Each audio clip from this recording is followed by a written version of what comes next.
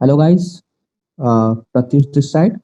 हम लोग tutorial number 11 start करने जा रहे हैं रोटेशनल मोशन का, जिसमें इंस्टेंटेनियस एक्सल रोटेशन जिसके बारे में हमने लेक्चर नंबर 11 में पढ़ा था।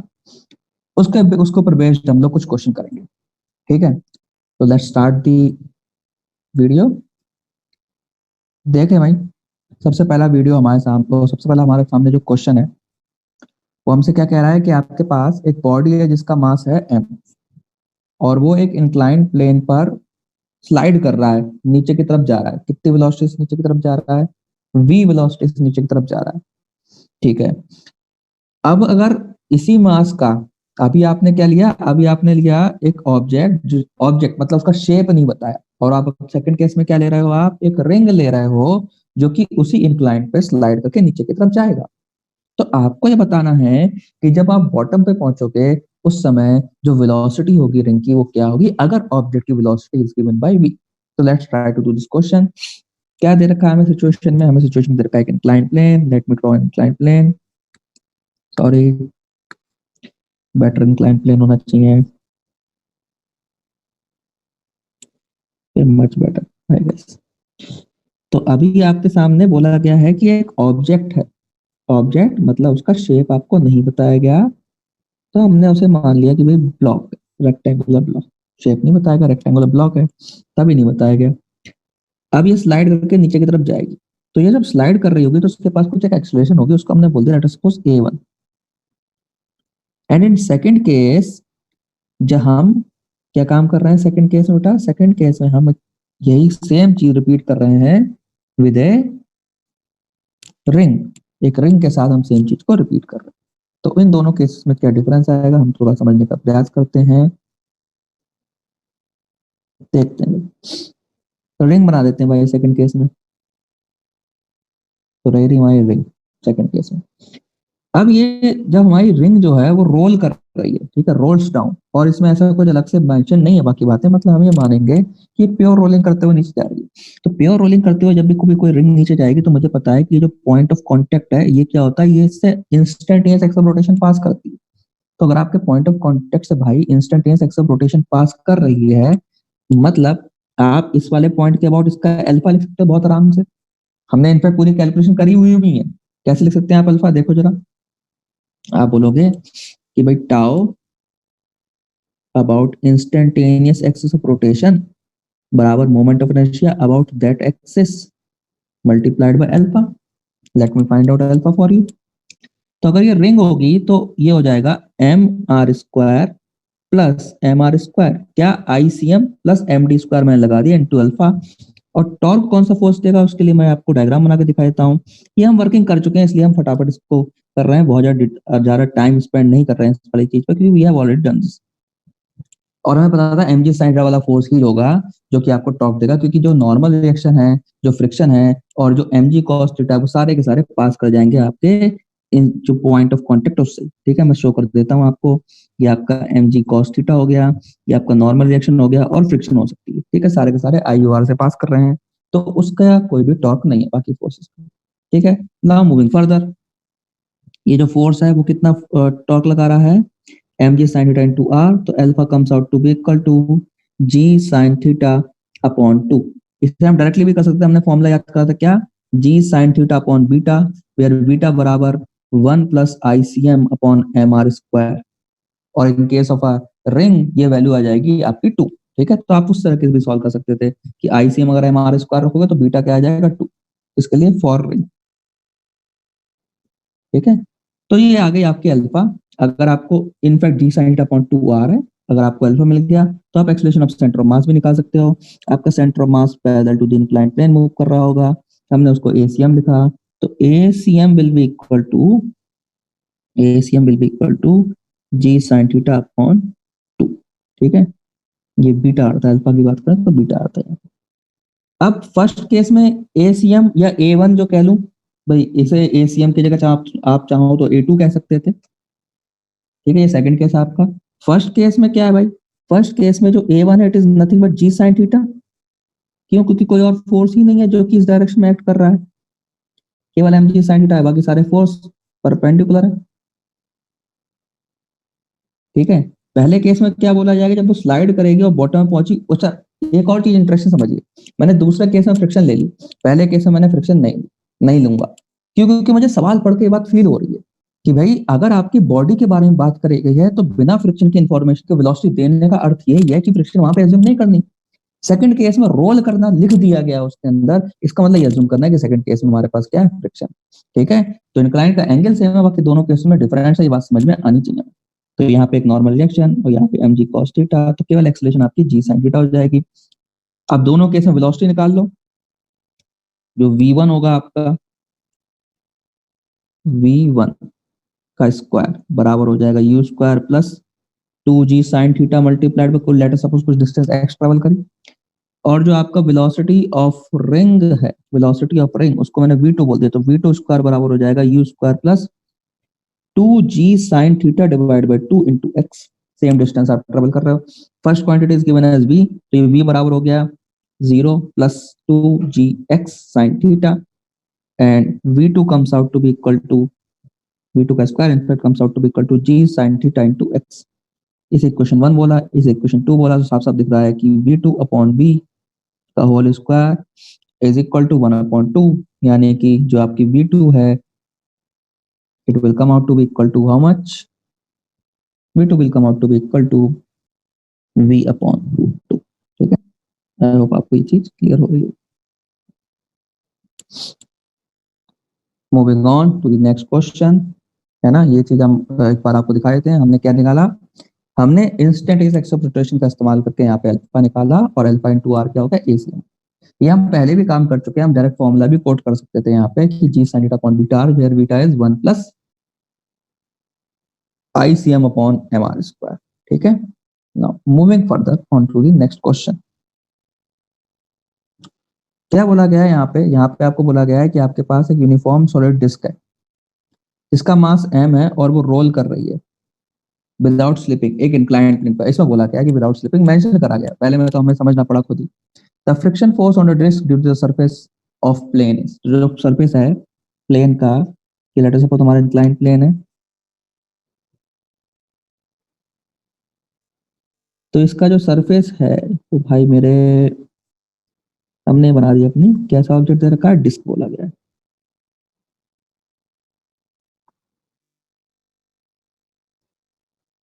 तो आपका ये वाला पॉइंट क्या हो जाएगा, ये हो जाएगा इंस्टेंटेनियस एक्सिस ऑफ रोटेशन हो जाएगा। इसके अबाउट आप अल्फा से लेटर सपोज घूम रहे हो, हम डायरेक्टली फॉर्मूला यूज करेंगे। क्या फॉर्मूला, अभी हमने ऊपर करके दिखाया है ना आपको, तो डायरेक्टली फॉर्मूला यूज करेंगे कि ए जो आएगा निकल के, that will come out to be equal to ji sine theta upon beta, g sine theta upon beta, where beta equals to what, 1 plus ICM upon MR square. We are going to use this result. ठीक है, देखो apply करते हैं हम इसे। तो आपका क्या है यहाँ पे, डिस्क के लिए ICM क्या होता है भाई मेरे, डिस्क के लिए ICM होता है MR square upon 2 into MR square. In fact ये भी हमने वैल्यू भी याद कर ली थी, तो अगर आपको वैल्यू याद होगी तो आप बहुत जल्दी आंसर निकाल सकते थे। आप डायरेक्ट पहले स्टेप में ही लिख देते कि भैया ACM बराबर कितना है, वो है 2/3 जी साइन थीटा, ये आपका आ गया ACM। अब मुझे निकालना क्या है, मुझे निकालना है friction force.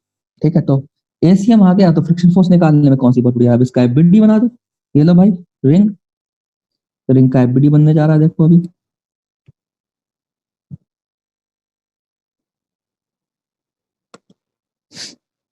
along the inclined plane force, normal to inclined plane force,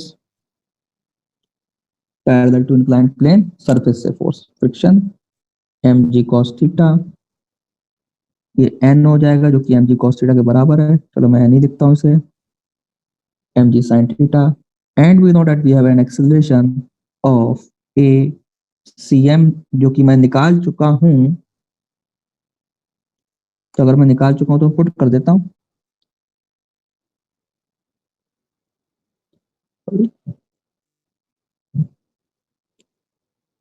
that is equal to 2/3 g sin theta. ठीक है बच्चों, तो इक्वेशन लिखिए आप, क्या इक्वेशन होती है भाई, नेट फोर्स बराबर होता है m इंटू ACM। तो net force in downward direction is g sin theta minus f, this should be equal to m multiplied by 2/3 g sine theta.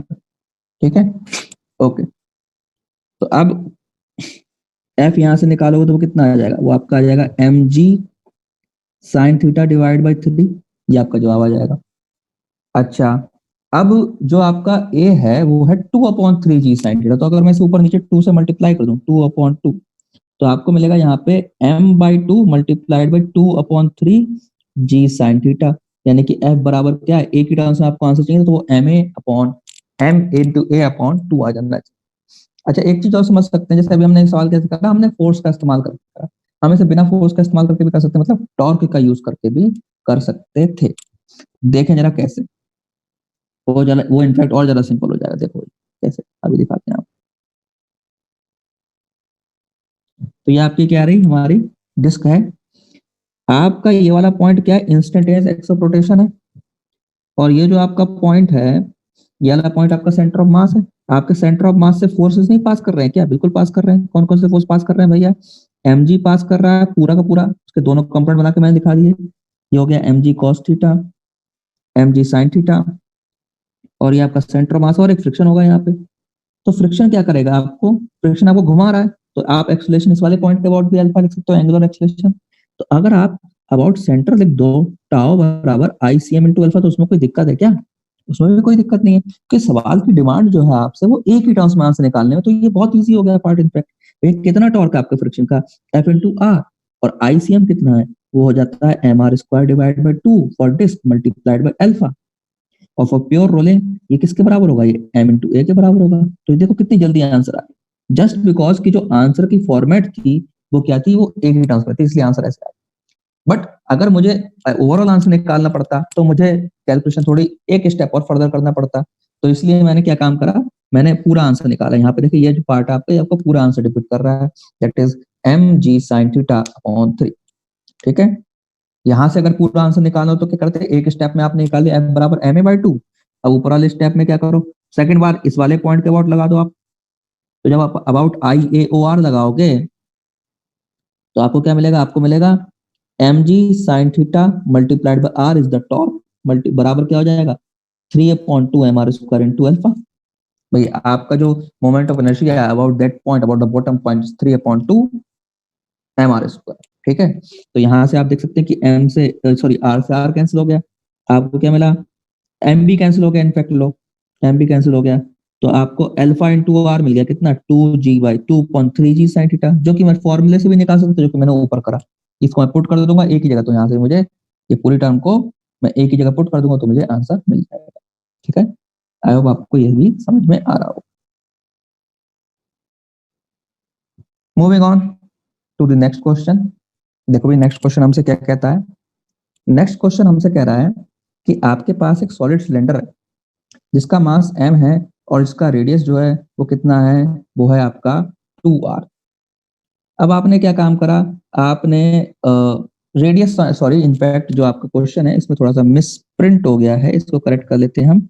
Radius is not 2r, diameter is 2r, तो radius is r only. ठीक है, अब arrangement को देखते हैं। तो incline plane, उसके ऊपर क्या है, सिलेंडर है, सिलेंडर के ऊपर एक और क्या है, प्लैंक है, प्लैंक का मास 2m है, सिलेंडर का मास m है। अब आपको ये बताना है कि अगर आप प्लैंक पे एक F फोर्स अपर डायरेक्शन में लगाते हो तो प्लैंक और सिलेंडर के बीच में क्या फ्रिक्शन फोर्स आएगा। ठीक है, ये आपका क्वेश्चन, आप क्वेश्चन वाला पार्ट आपको समझ में आ रहा होगा। तो अब मैं इस डायग्राम को थोड़ा छोटा कर देता हूँ और अपना डायग्राम बताता हूँ यहाँ पे।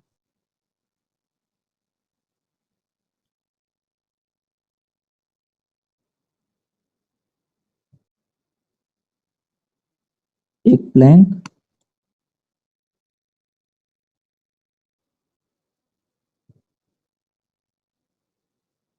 ठीक है, और बीच में एक स्फीयर। ये हमने अपना डायग्राम बनाया। ठीक है जी, चलो भाई।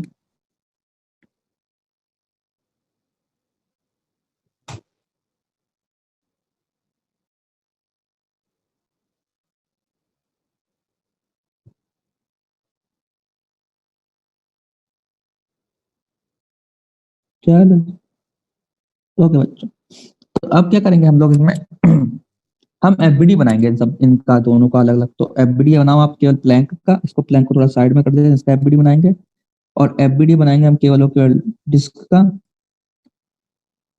और इंक्लाइंड प्लेन पे ठीक है फोर्स लग रहे हैं, ठीक है, लेकिन हमें क्या उसका अलग से एफबीडी बनाने की कोई खास जरूरत पड़ेगी? नहीं पड़ेगी, लेकिन बस एंगल की रिक्वायरमेंट थी, थोड़ा डायग्राम में फील लेनी थी, इसलिए हमने क्या करा, उसको बना लिया।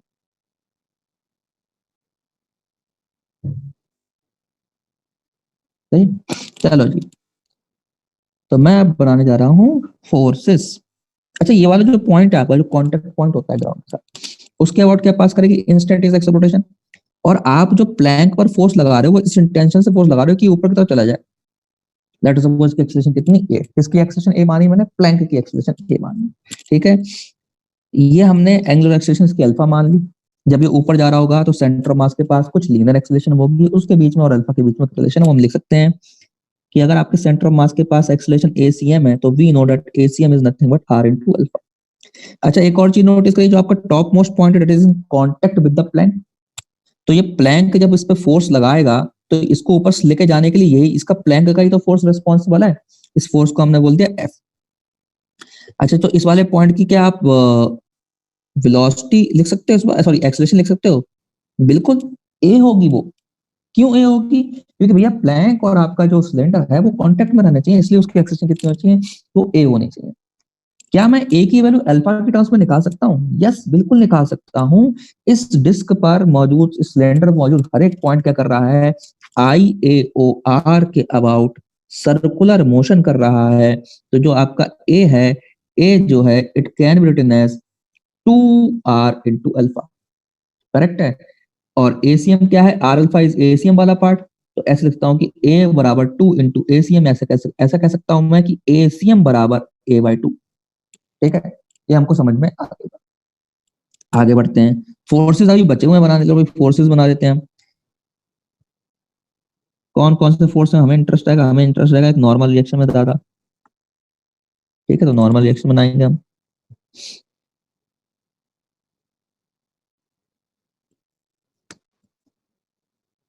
मैं इस डायग्राम को थोड़ा नीचे शिफ्ट कर रहा हूँ।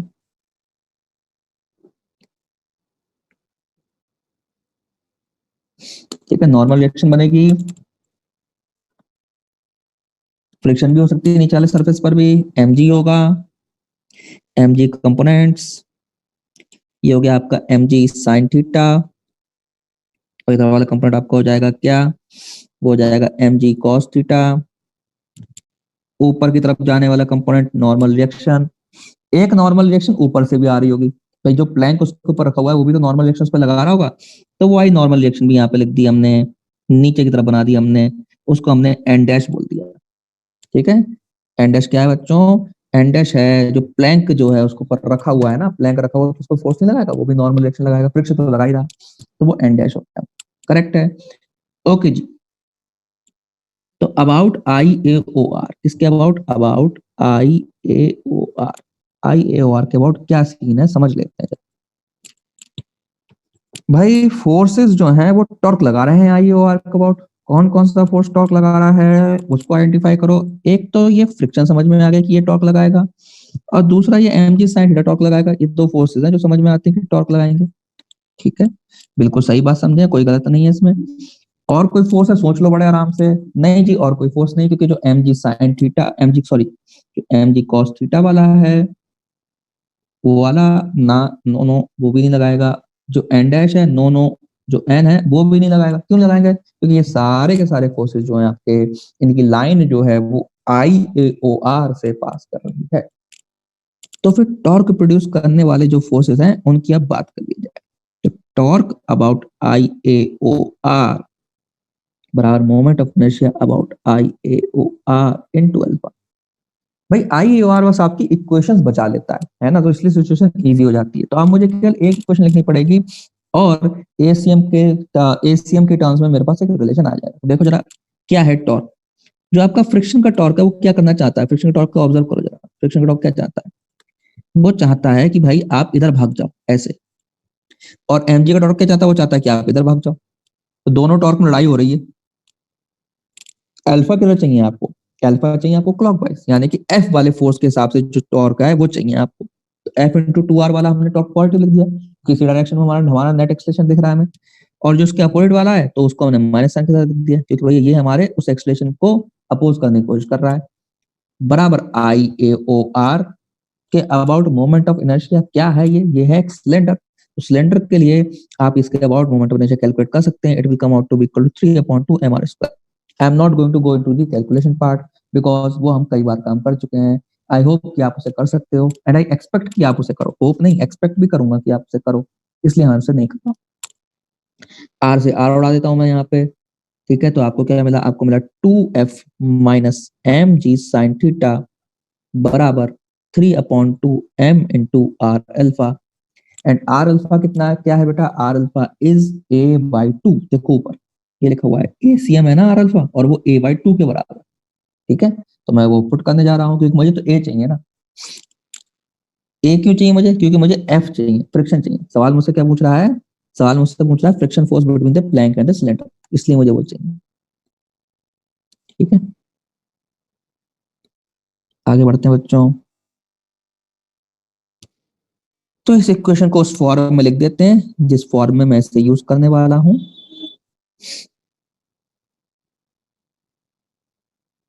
m इंटू a/2 हो जाएगा, है ना। तो मैं इसे a/2 यहाँ लिख देता हूँ, तो a/4 ये हो गई हमारी इक्वेशन। नाउ अब मैं बात कर लूं प्लैंक की। ठीक है, इसके बारे में बात करें प्लैंक की, तो प्लैंक का एफबीडी तो ऊपर बना हुआ है। एक काम करते हैं, इसको एक बार नीचे लेके आ जाते हैं ना। ऊपर बनाया था हमने, दोबारा बना लेंगे नीचे, इसमें कोई इतनी बड़ी समस्या वाली बात नहीं। यहाँ बना दिया।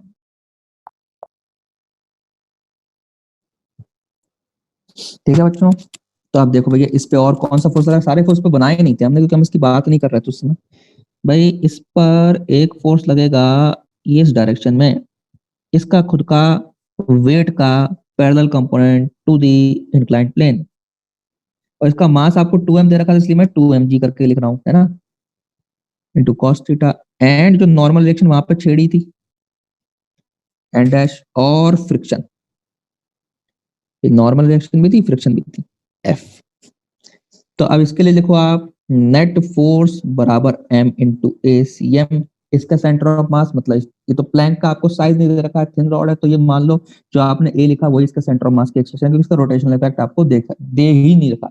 इसके डायमेंशन अगर बहुत नेग्लिजिबल हो गई तो मतलब रोटेशनल इफेक्ट की बात ही नहीं हो, केवल ट्रांसलेशन कर रहा है। ठीक है जी, तो ऊपर की तरफ f, नीचे की तरफ स्मॉल f, और नीचे की तरफ 2mg साइन थीटा बराबर 2m मल्टीप्लाइड बाई a।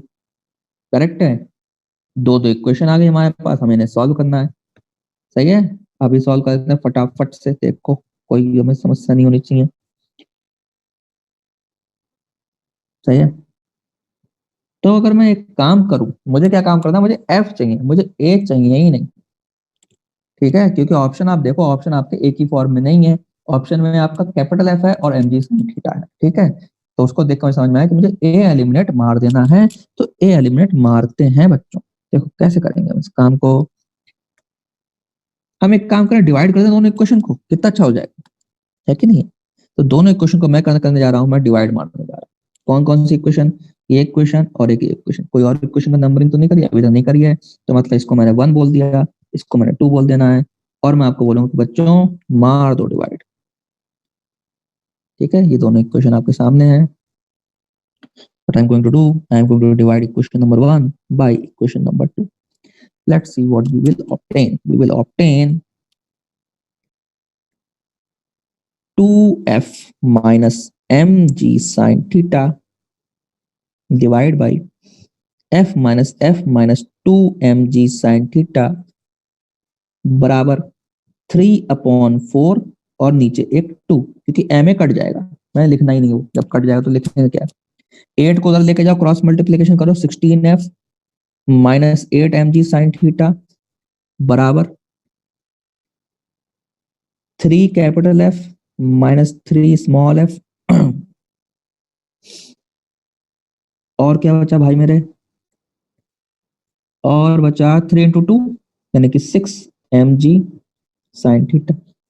ये 8 है वो 6 है, 2 हो जाएगा डिफरेंस, यहाँ 16f उधर 3f है, दोनों का सम 19f हो जाएगा।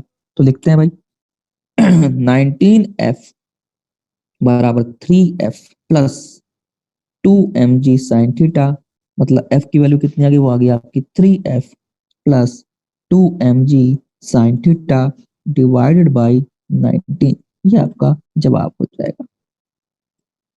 ठीक है, तो आपको ये भी समझ में आ रहा होगा, कोई इतना मुझे नहीं लगता कोई डिफिकल्ट चीज थी, है समझने लायक चीज थी, है ना। हमने सब कुछ आराम आराम से किया। बस IUR का यूज करके क्या हो गया, हमको फटाफट से एक ही क्वेश्चन से काम बन गया। और एक और फायदा क्या हुआ कि भैया जिस बारे में हमारा सवाल साइलेंट था, किस बारे में साइलेंट था दादा, हमारा सवाल साइलेंट था सरफेस पर फ्रिक्शन, यहाँ पर फ्रिक्शन, इसके बारे में हमारा सवाल बिल्कुल साइलेंट बैठा हुआ था, उसकी हमें जरूरत ही नहीं पड़ी। ठीक है, इधर वाले पार्ट की हमें सोचने के बारे में जरूरत नहीं पड़ी। ओके, तो आगे बढ़ा जाता है, अगला सवाल देखा जाता है, उसको करने की कोशिश करी जाती है। ये देखो आगे अगला सवाल।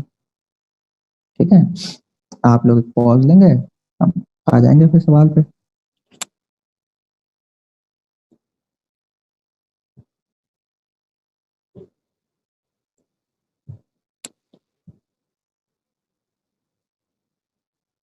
ठीक है, आई होप आपने पॉज ले लिया है, हमारा डायग्राम भी बन गया है, हम इस सवाल को सॉल्व करने के लिए रेडी हो गए हैं। देखो भैया, इसको बड़ा कर देते हैं डायग्राम। ये सीन है हमारे पास, है ना, ये कुछ डायग्राम इधर।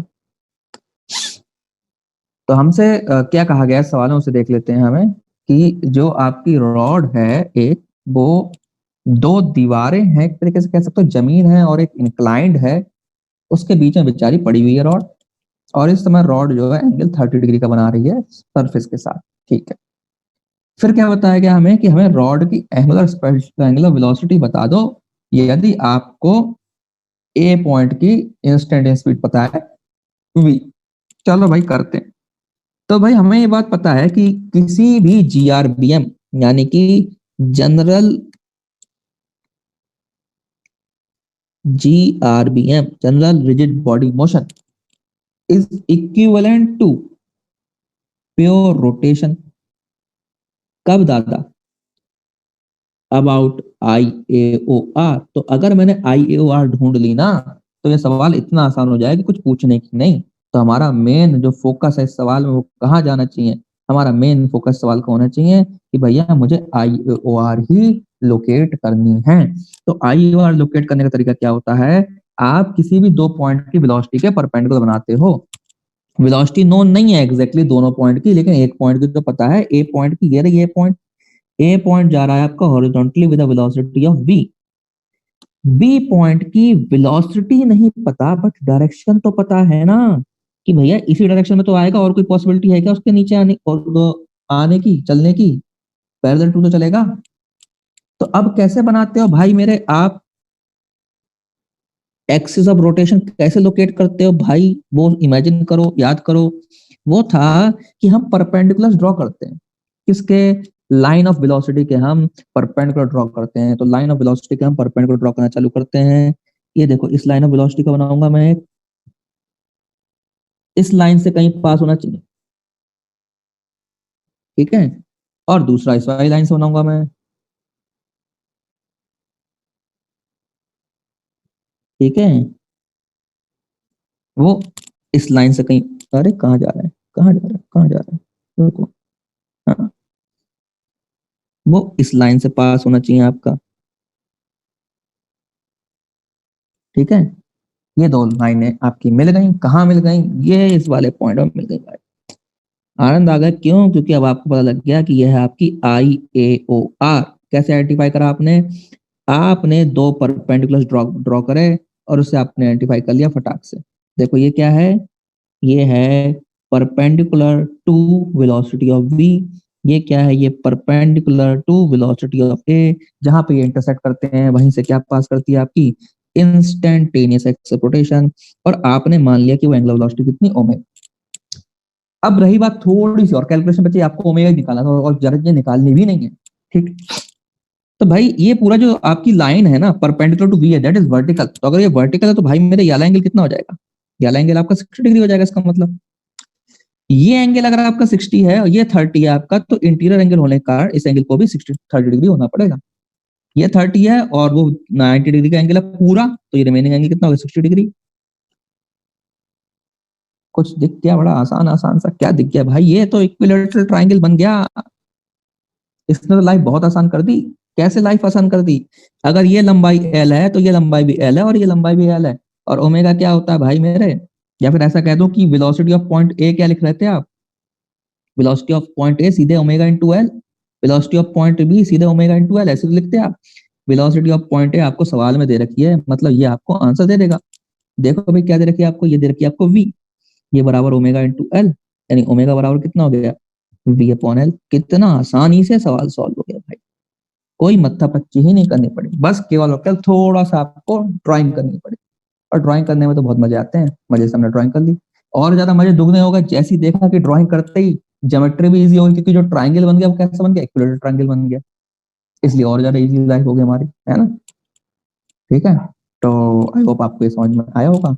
हम लोग अब अगले सवाल की तरफ पढ़ते हैं। ये रहा अगला सवाल।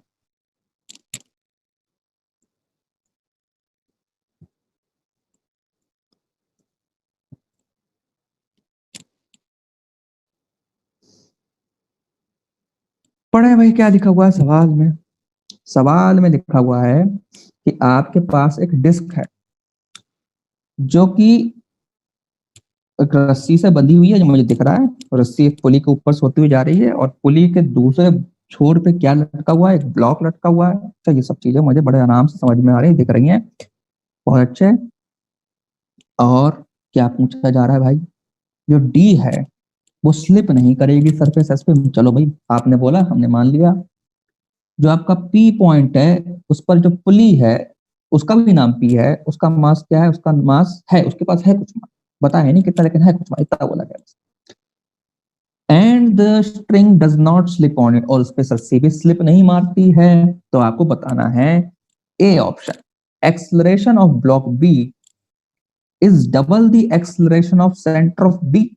जो ब्लॉक बी की एक्सलेशन है और जो सेंटर ऑफ डी की एक्सलेशन होगी, उनमें ट्वाइस, 2 टाइम्स का डिफरेंस होगा। ठीक है, देखते हैं, चेक करके देख लेते हैं इसको भाई, इन्होंने पूछा है, हमें चेक करना पड़ेगा। तो अभी देखो, इसे काट लेते हैं यहाँ से और नीचे चिपका देते हैं, फिर हम इस डायग्राम को बड़ा कर देंगे, खींच देंगे। देखो, यहाँ पे हमने उस डायग्राम को चिपकाया, अब इसको मुझे बड़ा कर देना है। भाई बड़ा हो जाए, हो गया बड़ा डायग्राम। ठीक है, now let me try to see. तो भाई ये पॉइंट अगर आपने माना कि वो ए से नीचे जा रहा है, क्या से? ए से नीचे जा रहा है, तो ये रस्सी इस वाले पॉइंट पर भी ए से ही जा रही होगी। ए सेंटर ऑफ मास की एक्सलेशन अगर आपने मानी, उसको कैसे लिखते हैं हम? ए सी एम लिख दिया हम, ए सी एम। तो मुझे पता है कि अगर एस पर आप स्लिप नहीं कर रहे हो तो this is your I A O R, ये आपकी आई ए ओ आर, यहाँ अल्फा है। और ए सी एम यहां से सीधे से लिखा जाएगा आर अल्फा, और जो टॉप मोस्ट पॉइंट है ए, उसकी जो एक्सलेशन हो जाएगी 2 r अल्फा। हमने एक इस तरह का सवाल अभी थोड़ी देर पहले करा है, मैं आपको एक बार उसका झलक दिखा देता हूँ। कहाँ गई? कहाँ गया? कहाँ गया? कहाँ गया? कहाँ गया? अरे कहाँ गया? बहुत पीछे आ गया। हाँ, ये रहा, देखो, ये रहा, ये रहा, इसको देखो। यहाँ पे हमने यही कैलकुलेशन करी थी। ठीक है, टॉप मोस्ट पॉइंट की जो एक्सलेशन थी वो सेंटर ऑफ मास से कितनी आई थी? दुगुनी आई थी। इनफैक्ट उसकी वेलोसिटी भी दुगुनी होगी और उसका डिस्प्लेसमेंट भी दुगुना ही होगा। ओके बच्चों, आगे बढ़ते हैं आप। तो हमें क्या ए ऑप्शन वेरीफाई होता हुआ दिख रहा है? ए ऑप्शन में क्या ये लिखा था? ए ऑप्शन में यस, बिल्कुल ही ये लिखा था, मतलब ए ऑप्शन तो सही होगी। आओ जरा बी ऑप्शन पे। तो बी ऑप्शन में बोला गया कि force of friction exerted by D on S act to the left, मतलब कि जो डिस्क है आपकी वो जमीन को लेफ्ट में धक्का मार रही है। इन शॉर्ट, जमीन डी को राइट में धक्का मारेगी, ये बात आपसे बोली जा रही है। तो हमें ये वेरीफाई करनी होगी, कर लेंगे। देखो, ये रही हमारी डिस्क, ये रहा उस पे फोर्स, स्लिप नहीं मार रही, स्लिप नहीं मार रही मतलब प्योर रोलिंग हो रही है। प्योर रोलिंग हो रही थी, मतलब यहाँ पे एक अल्फा था आपके पास जी, बिल्कुल। ओके, अब क्या कर सकते हो और क्या कर सकते हो इसमें? तो भाई यहाँ पे अल्फा निकाल सकता हूं मैं, एसीएम निकाल सकता हूँ, इतने सारे काम तो मैं कर सकता हूँ, तो करते क्यों नहीं, कर देते हैं भाई। अब बाकी फोर्स क्यों नहीं बना रहे हो? बाकी फोर्स इसलिए नहीं बना रहे ना, क्योंकि वो सारे फोर्सेस तो आपके आईओआरसी पास कर जाएंगे, उनका टॉर्क हो जाएगा 0। लेकिन आप इतना रिक्वेस्ट कर रहे हैं तो देखो दिखा देते हैं आपको। ये था mg और ये नॉर्मल रिएक्शन खुश, और ये रहा आपका फ्रिक्शन, मतलब आगे भी हो सकता है पीछे भी हो सकता है, मुझे पता नहीं, सवाल मुझसे बस यही पूछ रहा है। ठीक है, ओके जी, तो मैंने बनाया नहीं इसलिए। सही, इक्वेशन लिखने की बात करो। Net torque about I A O R बराबर moment of inertia about I A O R into alpha. Okay, F multiplied by 2r is equal to, disc है 3/2 mr² है इंटू अल्फा है। सही है, आर से एक आर उड़ा दिया आपने, और आर अल्फा क्या है, वो तो आपका एसीएम है, तो ये हो गया 4f/3 बराबर m इंटू एसीएम। सही है, मुझे क्या चाहिए था, मुझे चाहिए था फ्रिक्शन। सही है, अब आपको अगर सेम एक्सेलरेशन चाहिए, अच्छा एक और चीज मुझे समझ में आ गई, देखो यहीं से सवाल हो गया, डायरेक्शन मुझे निकालनी थी, डायरेक्शन यहीं से निकले कैसे भाई, अगर केवल एफ लगता, अगर केवल एफ लगता तो एक्सेलरेशन m इंटू एसीएम बराबर एफ होता। ठीक है, देखो क्या बोला मैंने, उसको लिख देता हूं कि F बराबर m इंटू एसीएम होता अगर केवल F लग रहा होता। अगर मैं यहाँ पर नेट फोर्स लिखना चाहूँ तो वो m इंटू एसीएम आना चाहिए, इसको ऐसे समझ लीजिए, तो वो F प्लस समथिंग होना चाहिए, क्यों? क्योंकि ये वैल्यू आपकी बड़ी है, समझ रहे हैं, ये वैल्यू आपकी बड़ी है, और this equation must be resembling net force बराबर m। तो अगर मैं इसको उस फॉर्म में लिखने की कोशिश करता तो कुछ ऐसे लिखता मैं इसे, बराबर m इंटू एसीएम, और ये वैल्यू किसके बराबर होती है, ये वैल्यू होती है नेट फोर्स के बराबर। तो net force is equal to F plus F by 3। वो क्या होगा, जैसे डायग्राम में अगर आप देखो, तो अगर आप फ्रिक्शन इधर बनाते हैं, जो कि सवाल हमसे कह रहा है, सवाल हमसे क्या कह रहा है, ये जमीन को पीछे की तरफ धक्का मार रहा है, तो जमीन इसे आगे की तरफ धक्का मार रही है, तो हमें यहीं की तरफ एफ बोल रहा है सवाल। तो अगर एफ पॉजिटिव आ गया, मतलब कि सवाल में बिल्कुल सही बात बोली गई है। देखो जरा, ऐसे तो देखो कैसे, तो स्मॉल एफ यहाँ से क्या आ गया, f/3 आ जाना चाहिए।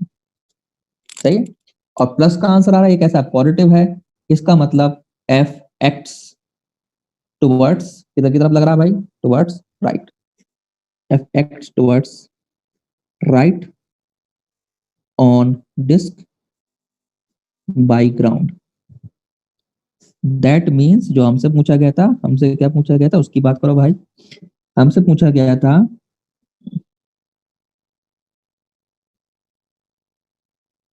हमसे पूछा गया था कि जो आपका force friction by disc on ground वो किधर हो जाएगी, विल बी टुवर्ड्स लेफ्ट, ये तो हो जाएगी। चेक कर लो, ऑप्शन ऐसे ही बोल रहा था ना, दोबारा एक बार वेरीफाई कर लो। यस जी हुजूर, बिल्कुल, ये भी हमारा सही हो गया। अच्छा लग रहा है, 2 ऑप्शन सही हो गए हैं, देखते जरा, हो सकता है चारों सही हो जाए। ठीक है, C option, horizontal and vertical sections of the string, रस्सी के हॉरिजॉन्टल और वर्टिकल हिस्से, ये है हॉरिजॉन्टल हिस्सा और ये आपका वर्टिकल हिस्सा। ओके, क्या पूछना है इनके बारे में, इनमें सेम टेंशन होगी, नो। सर ऐसे कैसे बोल दिया आपने, अरे मुझे तो पता था ना, इसलिए मैंने बोल दिया, आपको मैं साबित कर दूंगा। ये रही मेरे पास डिस्क, कौन सी, पी, डिस्क नहीं बोलूंगा, सिर्फ पुली बोलूंगा, है ना, क्योंकि पता नहीं है डिस्क है रिंग है क्या है, कुछ पता नहीं, तो पुली पुली हो गई हमारी पी। तो भाई इसके पास कुछ मास है ना, तो मास है तो ये रोटेट करेगी नहीं करेगी, बिल्कुल करेगी। अल्फा एंगुलर एक्सेलरेशन मान ली कि अल्फा, अल्फा चलो अल्फा 1 बोल देते हैं, आपको सर आपको कैसे पता वाला अल्फा या अल्फा सेम है, नहीं पता मुझे, और मुझे एक्चुअल में भी नहीं पता, ऐसा नहीं कि मुझे पता है अल्फा होगा ही, मुझे सही में नहीं पता, तो उसे अल्फा 1 बोल दिया। तो भाई ये एक्सेलरेशन तो इसे तब भी मिल सकती है ना जब इस पे एक टॉर्क प्रोड्यूस हो।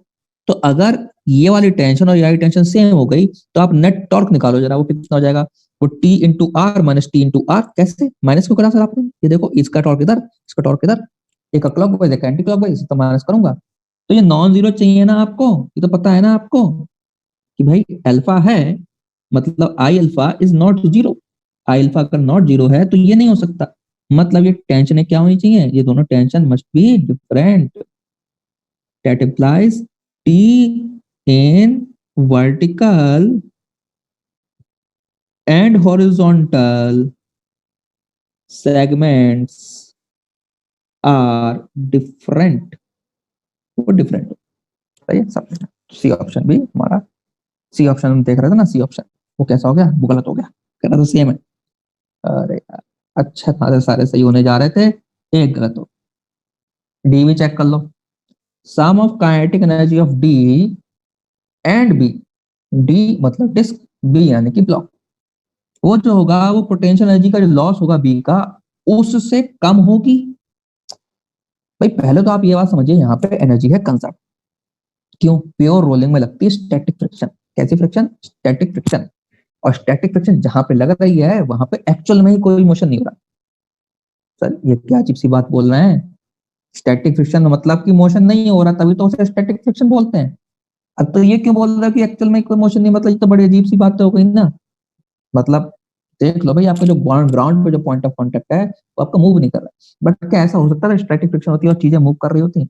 ऐसा हो सकता है कभी कभी, लेकिन यहाँ पे ऐसी कोई सिचुएशन नहीं है। जहां पे पॉइंट ऑफ आपका एक्शन है वहां पे आपका कोई भी रिलेटिव मोशन आपको नहीं दिखाई दे रहा है। समझ में आ रही है, तो स्टैटिक फ्रिक्शन है, और स्टैटिक फ्रिक्शन है तो वहां पे कोई भी एनर्जी का लॉस नहीं हो।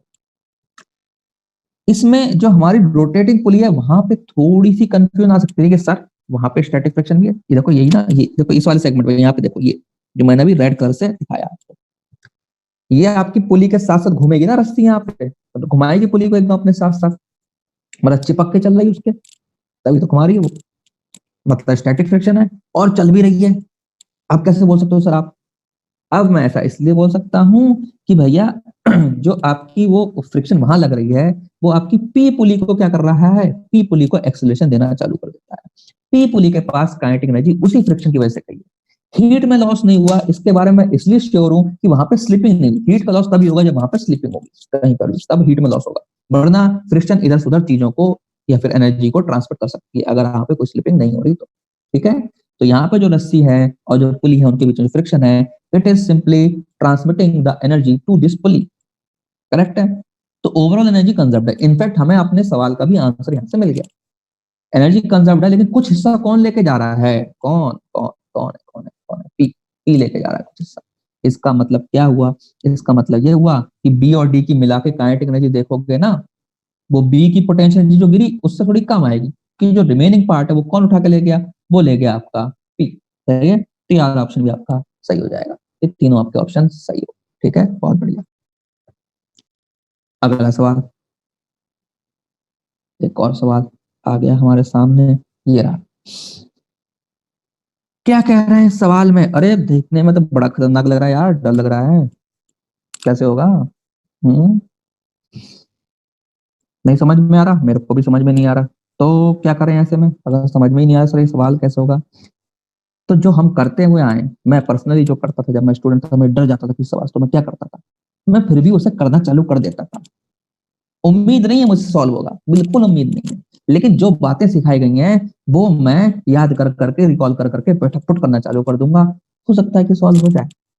सही है, तो करना चालू करते हैं सवाल। ठीक है, बस मेन स्टेप क्या है कि आपको स्टार्ट करना चाहिए, डर लगे फिर भी आपको स्टार्ट करना चाहिए। ज्यादा ज्यादा क्या हुआ, नहीं तो होगा ना यार, उससे ज्यादा कुछ हो जाएगा क्या, सांस रुक जाएंगी क्या आपकी, भूख लगना कम हो जाएगी क्या आपको, ऐसा कोई चेंज नहीं आएगा बहुत मेजर आपकी लाइफ में। तो ट्राई करते हैं। ब्लॉक खतरनाक मुझे क्यों लगा ना, क्योंकि ये देखो ये ना, ये मुझे डरा दिया इसने मुझे, ये कथा अजीब तरीके से पुलिया, भूतिया पुलिया है, एक तरफ से इधर से लटकी हुई है, दूसरी तरफ से नीचे ही जा रही है, तो इसे रोक कौन रहा है, ये क्या करेगी, कुछ समझ में नहीं आ रहा, इसका मोशन इमेजिन ही नहीं हो पा रहा, इसलिए डर लग गया मेरे। चलो जी, यहाँ पे एक टेंशन थी। जब कुछ चीजें इस सवाल को देख के जो कॉमन सेंस से समझ में आनी चाहिए, कॉमन सेंस से समझ में नहीं आई, कोई बात नहीं, तो वो समझ लो कि सर ने बताया कि ऐसा मेंशन है। देखो क्या क्या, कि ये वाला पॉइंट के बारे में ब्लॉक रखा है और फ्रिक्शन के बारे में बोला नहीं, मतलब इसमें यहीं पर अगर आपका कोई सर्कुलर शेप्ड ऑब्जेक्ट रखा होता और फ्रिक्शन के बारे में कुछ नहीं बोला, तो आप क्या मानते, आप मानते रफ, मतलब सर्कुलर शेप्ड हो तो ये मानोगे कि प्योर रोलिंग होने के लिए सफिशिएंट फ्रिक्शन है, और ब्लॉक रख दिया तो क्या मानोगे, यहाँ फ्रिक्शन है नहीं, ये बड़े आराम से मोशन करेगा, क्योंकि हमने दोनों केस को इजी बनाया। दोनों केस को इजी बनाया इसलिए ताकि हमें फ्रिक्शन की वैल्यू को निकालने की जरूरत ना पड़े, या फिर हम उसे बिना निकाले ही आसानी सॉल्व कर पाए। ठीक है, तो ये स्मूथ होगा। इसका मास ज्यादा m है, इसकी एक्सेलेरेशन हमने बोल दी कि भैया इसकी एक्सेलेरेशन जो है वो a है। तो एक काम तो हम फटाफट कर सकते हैं, यहाँ पे क्या कर सकते हैं फटाफट काम, हम भाई इसकी इक्वेशन तो एटलीस्ट लिख ही सकते हैं ना, कि नेट फोर्स बराबर m इंटू ए। अब सर आपने एसीएम तो नहीं लिखा, लो भाई एसीएम लिख देते हैं, केवल ट्रांसलेशन कर रहा है ना।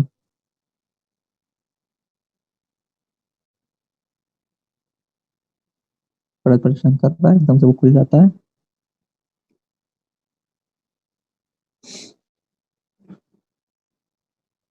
तो केवल ट्रांसलेशन कर रहा है, इसलिए हमने कहा कि टी बराबर m इंटू ए। सही है, इसने हमारी लाइफ को थोड़ा सा अच्छा लगा कि हाँ चलो एटलीस्ट ये सोचा कि हम जो करना आता है वो कर लेते हैं, तो एटलीस्ट एक क्वेश्चन लिख देते हैं। जो पुली है हमारी वो आइडियल है, अरे वाह, थोड़ा सा और राहत मिली कि अब इसका रोटेशन तो के बारे में तो नहीं सोचना है, क्योंकि ये कैसी है, आइडियल है। आइडियल है मतलब मासलेस है, तो मासलेस है तो रोटेशन के बारे में नहीं सोचना है। ठीक है, और रोटेशन का नहीं सोचना, और जो टेंशन है आपके हॉरिजॉन्टल सेगमेंट में वही ए से सी के बीच में भी रहेगी। ठीक है, तो अब बनाओ आप अपनी वो वाली पुली जिसने डराया था, इसने डराया था, इसी को पकड़ लिया हमने। ऊपर की तरफ एक फोर्स है इस पर जिसकी वैल्यू टी है। मुझे कैसे पता, क्योंकि मैंने समझाया भैया आपको अभी। क्या समझाया कि भैया जो आपकी पुली है ए पॉइंट पर वो आइडियल है, इसलिए जो रस्सी कनेक्टेड होगी उसमें जो टेंशन है वो सेम रहेगी। ऐसे पता लगा मेरे को। ठीक है चलो मान ली बात, और लिख भी दिया। अब बताओ अब क्या करें आगे। अब बाकी फोर्स लगाओ यार, मुझसे क्या पूछ रहे हो, लगाते हैं, चलो भाई नाराज ना होते हैं, लगा देते हैं। इसका वेट चलो सही है। यहाँ पर एक और क्या नाम है, रस्सी अटैच्ड है, तो उसमें टेंशन वो भी लगाते हैं। देखो अभी लगाते हैं। ये लाइन ना वर्टिकल नहीं बनी, इसलिए हमने तो डायग्राम में दोबारा मिटा के बना दिया हमने एक बार। जब तक डायग्राम में ना थोड़ा थोड़ा अच्छी अच्छी लाइनें नहीं बनती ना, तो वो फीलिंग मिस हो जाती है ना, इसलिए ऐसा कर रहे हैं। अब इस वाली रस्सी की टेंशन की क्या अक्सर पता नहीं मेरे को, पता नहीं यार, सेम है नहीं मुझे पता नहीं।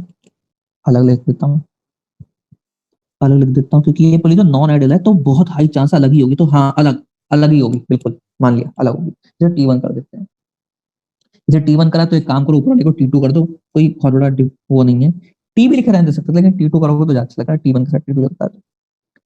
अब क्या करें भाई इसमें, और कुछ लिखना रह गया इसमें। हाँ सर फोर्स तो बना दिया आपने, लेकिन एक्सलेशन वगैरह वो सब तो लिखना है ना, क्योंकि डर तो मुझे फोर्स छोड़ो ना, फोर्स तो मैं भी बना लेता। एक्सलेशन कैसे लिखोगे उसमें मेरे को डर लग रहा था। अच्छा तो मतलब पकड़ लिया तुमने मुझे कि मुझे डर क्यों लग रहा था। चलो भाई मान लिया ये अल्फा से घूम रहा है, और इसका जो सेंटर है, इसका जो सेंटर है वो जा रहा है कुछ ACM से नीचे। अब सही है, अब लाइफ सॉल्व हो गई कि नहीं हो गई। हाँ अब थोड़ा अच्छा मेरे को भी लग रहा है। ठीक है, अब आ जाओ सबसे नीचे वाले ब्लॉक पे। सबसे नीचे वाला ब्लॉक ये रहा, सबसे नीचे वाला ब्लॉक। ऊपर की तरफ एक फोर्स, नीचे की तरफ एक फोर्स। ठीक है, ऊपर नीचे फोर्सेस हैं, ये mg और ये T1। एक काम अच्छा करा सवाल वाले ने कि सबके मास सेम बताए, तो थोड़ा सा ना इजी लगा हमें सब कुछ। अब हमें क्या काम करना है, हमें इसकी एक्सप्रेशन लिखनी है। तो इसकी एक्सप्रेशन लिखने के लिए ये जो आपका डायग्राम है ना, इस वाले डायग्राम को मैं थोड़ा बड़ा करने जा रहा हूँ। ठीक है, इसको थोड़ा बड़ा कर देता हूँ। अरे शिफ्ट नहीं करना था, बड़ा करना था, क्या सुन रहे हो तुम। बड़ा हो गया डायग्राम। ठीक है, थोड़ा ऊपर ले जाते हैं। देखो बच्चों, जो आपका T2 रस्सी, जो रस्सी में जो टेंशन है ना, उस पर जो मौजूद पॉइंट होगा, जो उस पर मौजूद पॉइंट होगा वो उसके साथ ही चल रहा होगा। उसके साथ ही चलने का अर्थ ये है कि उसकी एक्सेलरेशन मुझे पता लग गई। मुझे पता लग गई कि ये जो पॉइंट है आपका ना, ये पॉइंट उसी रस्सी से जुड़ा हुआ है, जिस रस्सी से आपका ब्लॉक हॉरिजॉन्टल सरफेस पर रखा हुआ ब्लॉक जुड़ा हुआ है। तो मतलब इस वाले पॉइंट की एक्सेलरेशन तो क्या होगी, ए होगी। करेक्ट है। और जब आपका कोई एक ऑब्जेक्ट रोटेट करता है तो किसी भी पॉइंट से एंगुलर एक्सिस देखो सेम निकल के आती है। इसका मतलब ये हुआ कि अगर आप पी पॉइंट से एंगुलर एक्सिस देखें, किससे, ये वाला पॉइंट पी बोल दिया, पी पॉइंट। तो अगर मैं अबाउट पी ऑब्जर्व करूं, अबाउट पी, तो अबाउट पी आप ये बोल सकते हो या फिर ऐसा कहें विद रिस्पेक्ट टू पी। तो आप ये बोल सकते हो कि आपको हर एक लोग इस वाले पॉइंट के अबाउट अल्फा से घूमते हुए नजर आएंगे। कौन कौन से लोग हैं यहाँ पे? एक है centre of mass of disc, और इस वाले पॉइंट का नाम क्यू दे देते हैं। ये जो पॉइंट हमारा एंड में ना, इस वाले पॉइंट का नाम क्यू दे देते हैं हम। एक है पॉइंट क्यू, करेक्ट है। तो इस वाले पॉइंट के हिसाब से देखने में सेंटर ऑफ मास की एक्सेलरेशन मुझे आर अल्फा दिखेगी, और इस वाले पॉइंट की एक्सेलरेशन मुझे 2r अल्फा दिखेगी। बट वो पी पॉइंट से देखने पे है, और पी पॉइंट खुद जो है वो नीचे की तरफ एक्सेलरेशन से जा रहा है। मतलब इन दोनों पॉइंट की एक्सेलरेशन आर अल्फा और 2r अल्फा से थोड़ी ज्यादा होंगी, क्योंकि जो इन्हें देख रहा है वो खुद चल रहा था। ठीक है, तो कितनी होंगी? क्योंकि आपका पी पॉइंट जो है वो खुद नीचे की तरफ जा रहा था ए एक्सेलरेशन से, तो ये आर अल्फा प्लस ए और 2r अल्फा प्लस ए होंगी। मैं ऐसे ऐसे लिख सकता था। एक और तरीका से लिखने का था, हो सकता है शायद वो आपको ज्यादा इजी लगे, कि यहाँ से अगर आप एक्सलेशन ऑफ पॉइंट पी देखोगे तो वो आपको A C M minus R alpha मिलेगा। रोटेशन और ट्रांसलेशन अलग अलग देखा। एक्सलेशन ऑफ पॉइंट क्यू जब आपने देखा तो वो आपको A C M plus are alpha मिलेगा। आप समझ में आनी चाहिए बात, सही है। तो ए सी एम बराबर आ गया a P plus are alpha, सही है। ए सी एम बराबर क्या आ जाएगा देखो, A C M will be equal to A P plus are alpha, और A P is nothing but A, ऐसा मैंने बोला हुआ है आपको। और ये अगर आप पुट करोगे यहाँ पे तो आपको मिल जाएगा ए क्यू बराबर ए प्लस 2r अल्फा। इसको ऐसे समझ सकते थे, या फिर जो तरीका हमने यहाँ बताया वैसे समझ सकते थे। ठीक है, क्योंकि आपका जो पॉइंट पी था बेटा वो खुद भी एक्सलेट कर रहा था नीचे की तरफ से। ठीक है भाई, तो हमने ये मेहनत क्यों करी? हमने मेहनत इसलिए करी ताकि हमें जो नीचे वाला ब्लॉक लटका हुआ है ना वो बेचारा रह गया था, उसकी एक्सप्रेशन लिखनी रह गई थी। उसकी एक्सप्रेशन मैं लिख पाऊँ, वो हो जाएगी ए प्लस 2r अल्फा। अब आई बात इक्वेशन, सही है। तो पुली की इक्वेशन लिखो।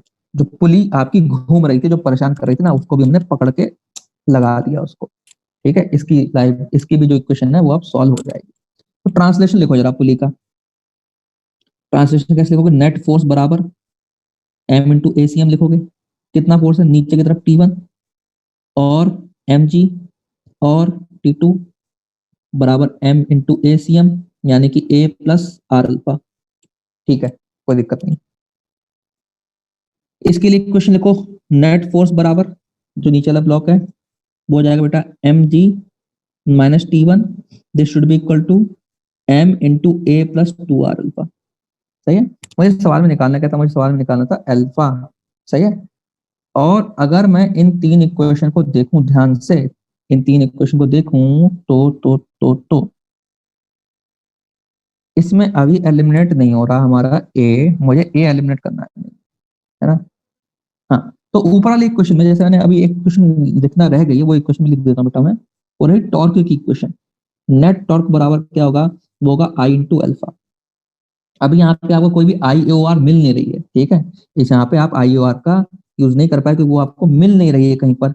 लेकिन आप सेंटर ऑफ मास के अबाउट तो हमेशा वर्किंग कर सकते हो ना, तो टेंशन मत लो, सेंटर ऑफ मास के अबाउट वर्किंग करो। ये किस वाले पॉइंट के अबाउट वर्किंग करने जा रहा बेटा मैं? सेंटर ऑफ मास के अबाउट। आईसीएम बराबर इंटू अल्फा। अगर कुछ नहीं मेंशन तो आईसीएम के अबाउट हो रही है।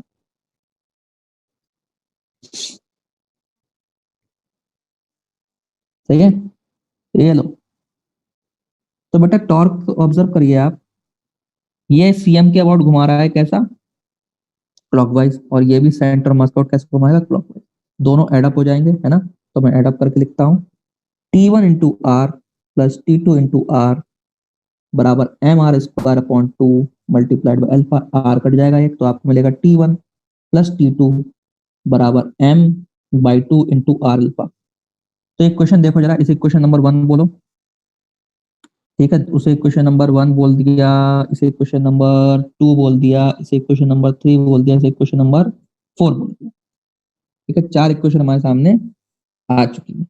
अब एक काम कीजिए, मुझे क्या चाहिए? मुझे भाई अल्फा चाहिए, मुझे ए एलिमिनेट करना है। ठीक है, ए को एलिमिनेट करना है। तो अगर आप ध्यान से देखो तो T2 है वो एम ए है, अगर मैं उसे इक्वेशन नंबर 4 में पुट कर देता हूं तो ए एलिमिनेट हो जाएगा। ठीक है, and then I will use only equation number 3। देखो मैं क्या करने जा रहा हूं। Equation number equation number 4 plus equation number 3 minus equation number 1। देखो इससे क्या मिलेगा मुझे? 4 वाली इक्वेशन में माइनस T1 है, 3 वाली इक्वेशन में प्लस T1 है, कैंसिल हो जाएगा। लेकिन एक प्लस का T2 रह जाएगा। तो अगर मैं T2 माइनस कर दूं, T2 को माइनस कर दूं तो मुझे क्या मिल जाएगा, मुझे मिल जाएगा वो गायब हो जाएगा, T2 गायब हो जाएगा। तो देखो मैं लिख के पूरी इक्वेशन लिख देता हूँ तो आपको समझ में आ जाएगा। 4 वाली इक्वेशन से क्या निकल के आया, क्या आया वो देखो जरा। 4 वाली इक्वेशन से आया mg माइनस T1, 3 वाली इक्वेशन से आया T1 प्लस T2 और -1 करने से आया माइनस का T2। देखो एलिमिनेट हो गया, नहीं हो गया, सब एलिमिनेट हो गया। अब इसके RHS की बात करिए तो RHS आपका है MA प्लस 2MR अल्फा, ये आया इक्वेशन नंबर 4 से। ठीक है, ब्रैकेट लगा देता हूँ ताकि आपको याद ये समझ में आए कि किस इक्वेशन से क्या क्या चीजें आएंगी। प्लस सेकंड वाला पार्ट ये देखो लिखा हुआ है आपके सामने MR अल्फा अपॉन 2। ठीक है, और थर्ड वाला पार्ट माइनस लगाना है, माइनस का M into.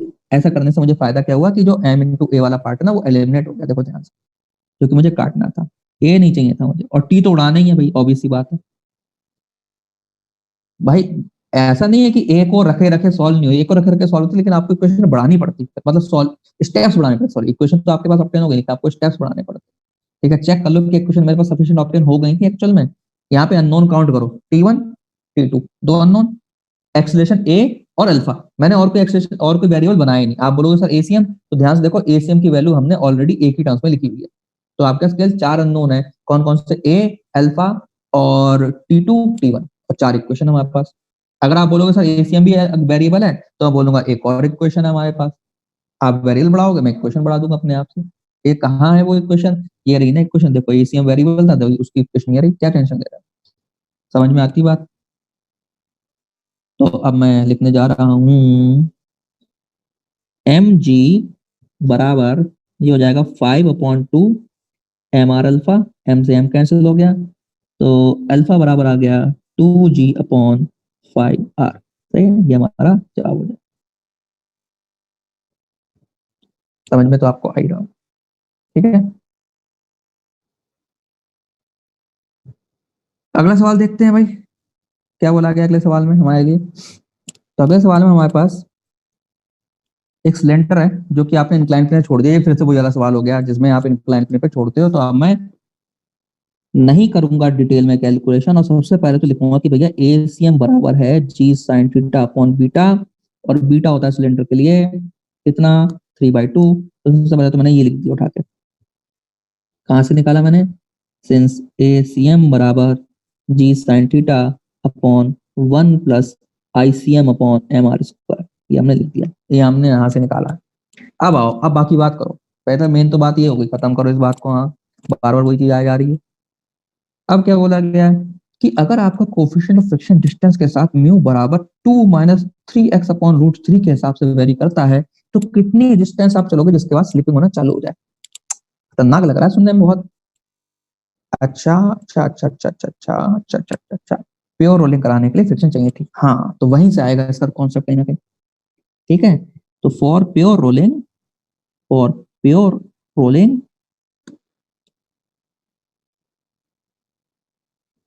We need friction. अगर मैं ये निकालूं कितनी फ्रिक्शन चाहिए तो मुझे समझ में आ जाएगा कि भैया म्यू की वैल्यू कितनी चाहिए। करेक्ट है, वहां से रिलेट कर लूंगा। तो पहले तो मैं निकालूं कितनी फ्रिक्शन चाहिए होती है प्योर रोलिंग कराने के लिए इंक्लाइंड प्लेन पर।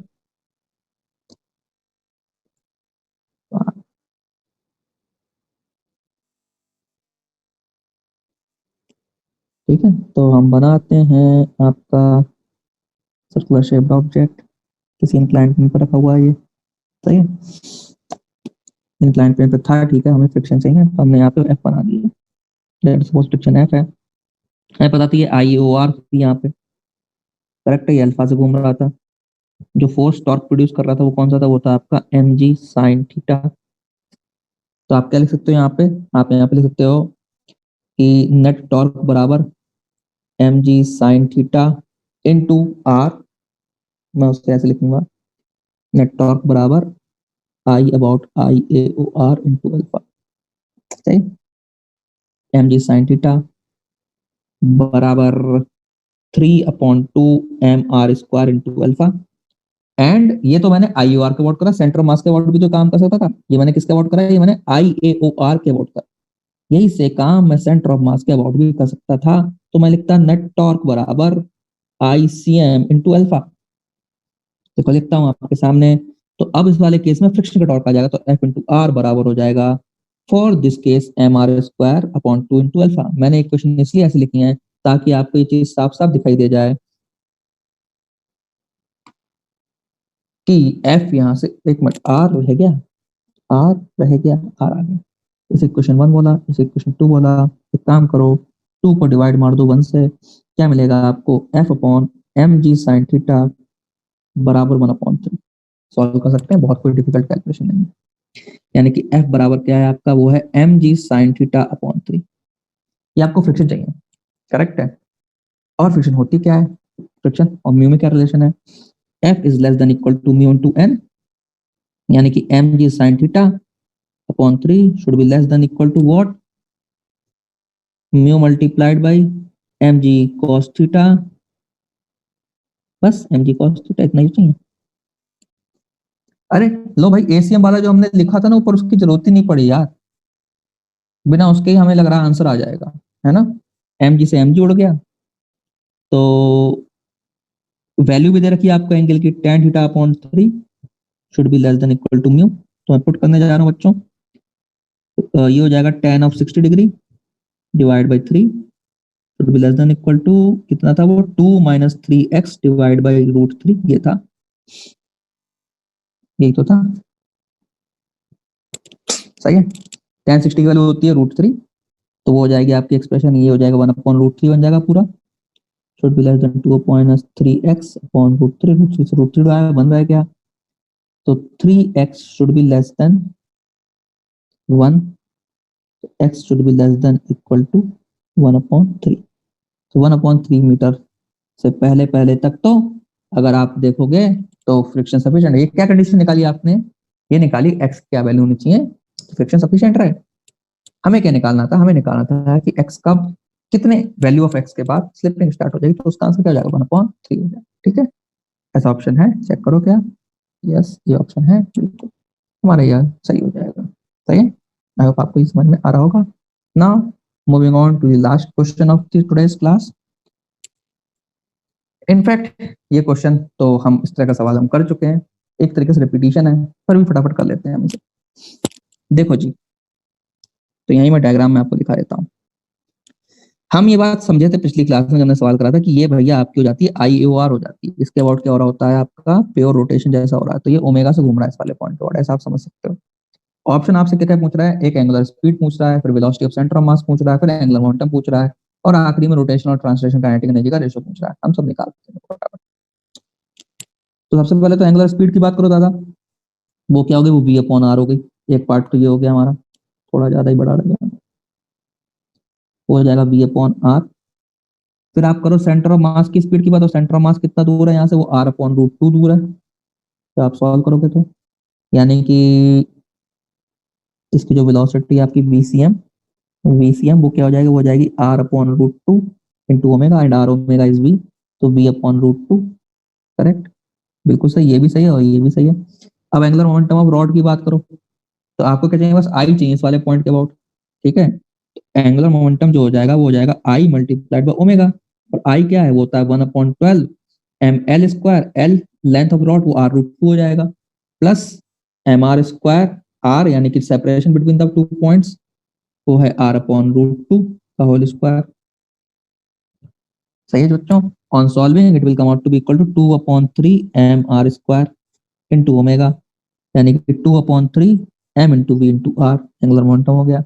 ये वाली बात भी एकदम सही होगी। आखिरी पार्ट, ट्रांसलेशन काइनेटिक एनर्जी और रोटेशनल काइनेटिक एनर्जी का रेशियो आपको चाहिए, तो आपका ओमेगा है, आपका V है, आप रेशियो निकाल सकते हैं। देखो जरा, translational kinetic energy 1/2 multiplied by m into V/√2 का square, rotational kinetic energy 1/2 into 1/12 into m into R√2 का स्क्वायर मल्टीप्लाइड बाई V/R का स्क्वायर। तो ये हो जाएगा आपका, ये तो हो गया आपका mv²/4, और ये हो जाएगा आपका mv² divide by 3 into 2, 3 into नहीं सॉरी 12, पूरा 12 रहेगा यहाँ पे अपॉन 12। तो इनका जो रेशो है किसका? रोटेशनल काइनेटिक एनर्जी आर के ई इज टू टी के ई इज 1:3, 1:3 का ratio, it is not 1:2 but it is 1:3। तो ये 3 ऑप्शन आपके सही होंगे और आपकी आखिरी ऑप्शन जो है वो आपका सही नहीं होगा। ठीक है, आई होप आपके समझ में आ रहा होगा। ठीक है, तो आज क्लास के लिए बच्चों इतना ही, हम अगली क्लास में मिलेंगे।